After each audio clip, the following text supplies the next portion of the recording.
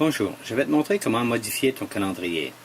À la première vue, je remarque que les événements ajoutés au calendrier peuvent être affichés à des utilisateurs, des groupes définis ou des cours. Tu peux afficher les mois précédents et suivants dans le calendrier en cliquant les flèches gauche, droite, situées à côté du nom du mois.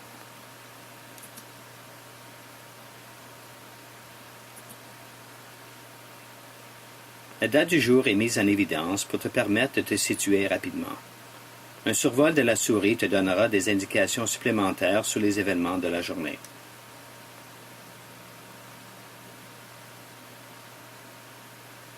Lorsque plusieurs événements ont lieu dans la même journée, une seule couleur est visible sur la cellule du calendrier. Le choix de cette couleur se fera selon l'ordre d'importance des événements. D'abord les événements globaux, ensuite les événements de cours, puis les événements de groupe et enfin les événements privés. Tu peux masquer ou afficher les diverses catégories d'événements en cliquant sur l'icône colorée placée en dessous du calendrier. Cela peut faciliter la lecture, particulièrement s'il y a beaucoup d'événements dans le calendrier. Par exemple, si je veux masquer des événements de cours, c'est-à-dire des événements assignés au groupe d'étudiants que j'ai créé, je clique sur « Groupe ». Cela va masquer tous les événements de groupe et la couleur de l'icône correspondante disparaîtra. L'œil ouvert est maintenant fermé et l'événement correspondant dans le bloc « Événements à venir » est maintenant caché. Pour afficher à nouveau ces événements, je clique sur l'icône de nouveau.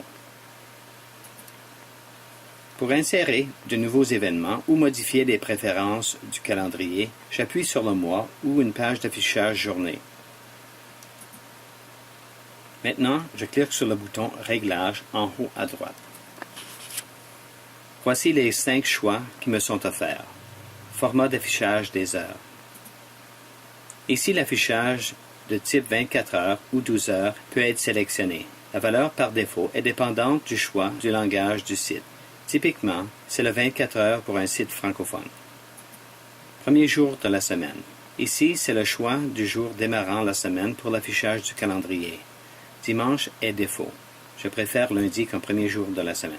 Nombre maximaux d'événements à venir.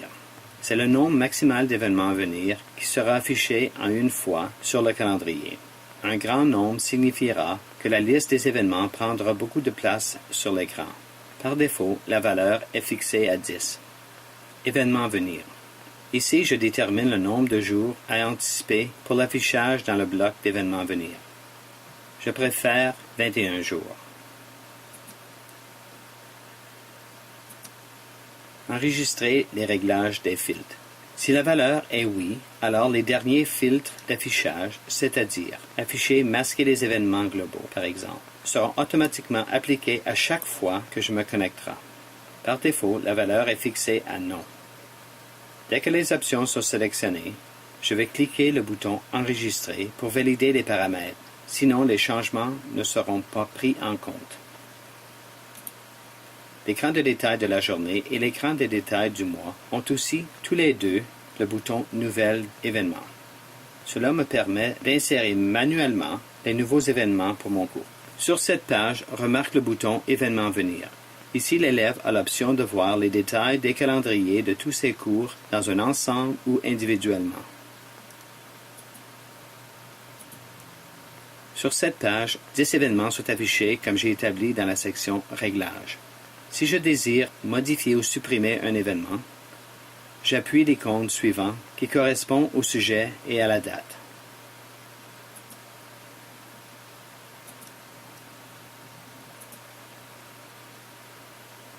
Comme vous voyez, le format du calendrier a changé dépendamment de la façon que je rentre dans le calendrier.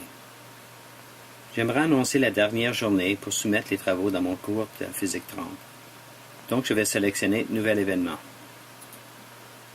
Il y a 4 types d'événements. L'événement privé.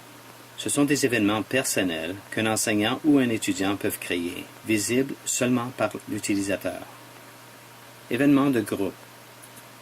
Ce sont des événements visibles seulement par les membres du groupe, créés par les enseignants dans le bloc Administration sous l'entête Groupe. Événements de cours.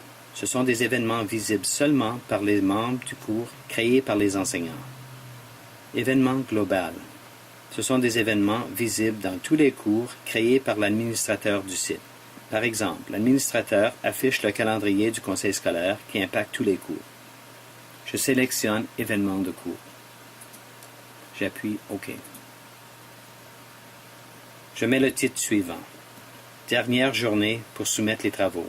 Physique 30. C'est important d'indiquer le nom du cours car l'élève a l'option de voir tous les calendriers des cours qu'il est inscrit dans Moodle au même temps. Dans la description, je peux élaborer mon message si je le désire. Je veux que tous les travaux me soient soumis par le 11 juin à 13h30. Donc, voici comment procéder.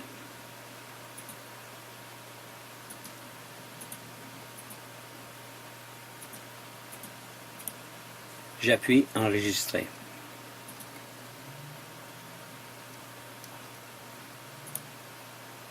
Sur la page d'accueil, je vérifie l'affichage dans le bloc « Événements à venir ». Et voilà, c'est un sommaire des événements à venir dans les prochains 21 jours. Merci.